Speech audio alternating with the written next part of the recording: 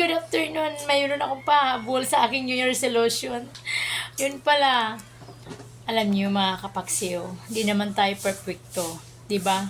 Totoo yun, nandun na nga tayo magpakumbaba tayo, magpasensya, magpatawad, at umunawa at huwag magmataas. Pero kung sakali mang inabuso ka na, at saka binabastos ka na, at hindi ka na narespeto ng tao, natural, gagawa ka ng hakbang. Pero hindi para sa akin yun, para sa taong gumagawa ng hindi maganda sa buhay ko.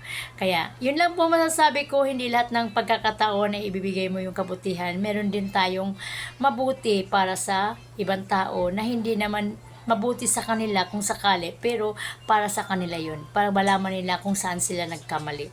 Kaya yun ang sinasabi ko, kapag kayo ay binastos, napakan, hindi nirespeto at inabuso na, natural lang, gumawa ka ng hakbang.